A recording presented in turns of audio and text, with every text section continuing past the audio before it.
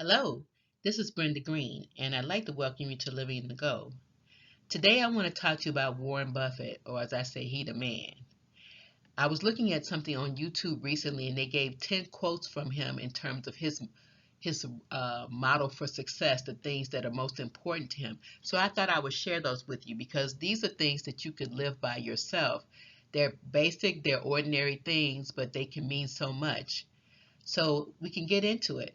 But if you like this, please do hit the like button, subscribe, or share it. Because again, we're spreading information to our community.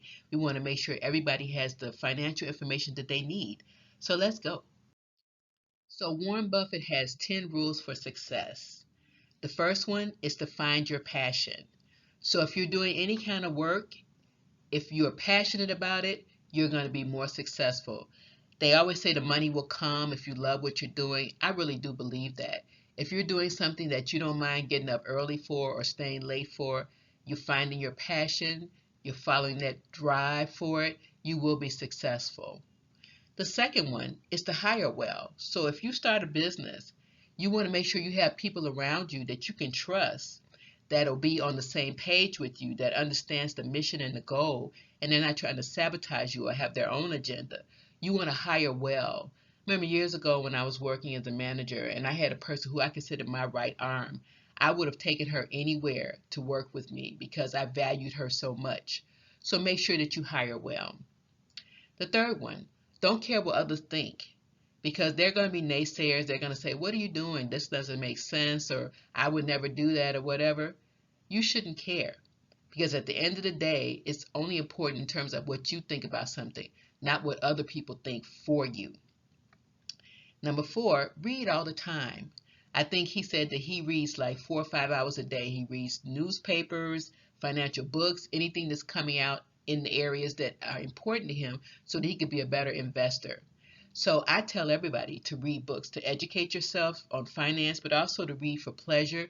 It expands the mind. It gives you more thoughts in terms of how the world works and that you aren't closed off for things that are happening around you. So read. Number five, have a margin of safety. That just means having a little bit of extra on the side. Let's say you're going to paint your house and you want to buy $400 worth of paint and you think it's enough to cover everything. But just in case, you might buy maybe an extra $25 worth of paint as that margin of safety. And if you don't need it, don't open that can. But have it there just in case. Number six, have a competitive advantage. So you may have a business that's going really well, but you want to make sure that it stays competitive because guess what? People are gunning for you. If you're doing something and it's working really well, people look at your model and say, I think I can do that too. So you want to have something just a little bit extra to give you that advantage so you will always come out on top. Number seven, schedule to your personality. So if you're a morning person, then you want to do a lot of things in the morning, get most of your business done, have your meetings and all of that. If you're an afternoon person, then make sure you switch it and do that. But schedule to your personality. If you're a high driver, then you want to schedule to that. If you're a little more laid back, because again, you want to try to be successful. And if you go against your nature, it's not going to work for you. Number eight, always be competing. Always come up with new ideas. I always say to businesses that just have one thing, one line of work that they're looking at, one type of thing that they're selling, they're not going to make it. So you want to always be competing. You want to always make sure that you're having something that's continue to grow and be looking at the future. The next thing is to model success. So it could go a different way with this because for him, modeling success was to look at the people in his industry when he was first coming up that was successful and modeling that, emulating that.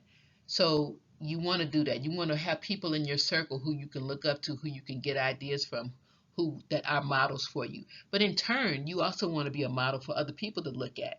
You want to model that success so young business people looking at you and say, hey, I like what they're doing. They're looking at you as their role model. And the last thing is to give unconditional love. And that's more of a personal thing, but when you have people around you who you care about, who you're concerned about, who you love unconditionally, they will love you back that way. And you need that in your life because success is not just about a business. It's about the relationships that you have, that you want to continue, that keep you going each and every day. People who are going to have your back. So you want to make sure that you give unconditional love. As always, I do have my beliefs, so I want to share those with you. So your success may look different from other people's, so don't compare. They may be thinking, oh, you need to be making $100,000 at the end of the first year. That doesn't have to be your model for success. Your model for success could be that first year you made 30,000. It was a good year for you. You got your business off the ground and it did well. No issues. That's your model for success. So never compare. Again, to read, to educate yourself. I can't stress that enough because that's really what it's all about. We need to read, read, read. You can waste a lot of time keeping up with the Joneses. Again, that's the comparison, but somebody else has something big and shiny and you think, I want that too. Ask yourself, why do you want it? Do you want it just because they have it, that you want to look like them? You don't know what's going on in people's households, what's going on in their businesses. So don't spend time trying to compare and keeping up with other people. Because guess what? The Joneses aren't worrying about what you're doing. They're doing their own thing. So you do your own thing. Who you love is as important as how you love. So the first thing, love yourself. If you don't love yourself, then how can anybody else love you? So look at what you're doing, be happy in your life. All of those things come into play because when you love yourself, you're going to make better decisions. If you fail, it's okay because it just means that you tried. People who don't try, yeah, they never fail because they never try. Failure is not a bad thing. Get up, whatever happened, and keep it moving. Keep it going. And the last, a goal without a plan is just a wish. And I'm going to say that over and over again. I say that in a lot of my different videos because it is so important. We strike out and we want to do things and we don't plan for it. And when things go screwy, we think, what happened here? Well, you didn't plan. So if you really want a goal to be successful, you got to make sure that you plan everything out so that it can be. So thank you again for your time and your attention. I hope this was helpful for you. Like I said, if there are things you want to hear from me, drop me a note. I will do some research and I will get that out to you over the next couple of weeks. I have some other items that I'm going to be talking about and sharing with you because they were on my heart.